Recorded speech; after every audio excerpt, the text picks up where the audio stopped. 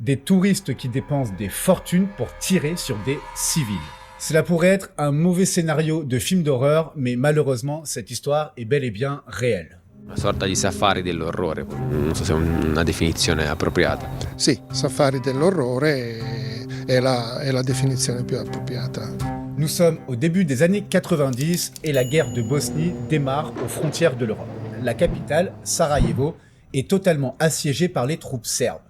Il faut dire qu'ils ont un avantage stratégique majeur, des collines qui surplombent la ville et qui vont vite devenir les postes de tir des snipers serbes. À Sarajevo, l'une des rues principales est même rebaptisée Sniper Alley, donc l'avenue des snipers. Et même aller faire ses courses pour les habitants, c'est risquer sa vie.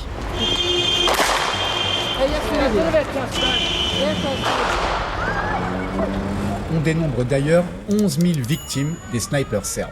Et c'est là que l'histoire va devenir sordide. L'enquête, elle est toujours en cours aujourd'hui, mais il semblerait que des étrangers, principalement de riches Italiens, ont dépensé des fortunes, on parle de 100 000 euros, pour être conduits sur les collines et autorisés à ouvrir le feu sur les habitants de Sarajevo. Gia e professionisti, notai, avvocati, professionisti che avevano disponibilità economica, imprenditori che avevano una notevole disponibilità economica. Et comble de l'horreur, un tarif était même appliqué pour les victimes. Les enfants coûtaient le plus cher, puis venaient les hommes, puis les femmes, et enfin les personnes âgées pouvaient être tuées gratuitement.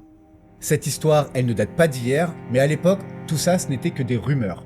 Aujourd'hui, les preuves, elles s'accumulent, et elles nous rappellent une chose, c'est que pour certains, la violence est une fin en soi, un plaisir sadique.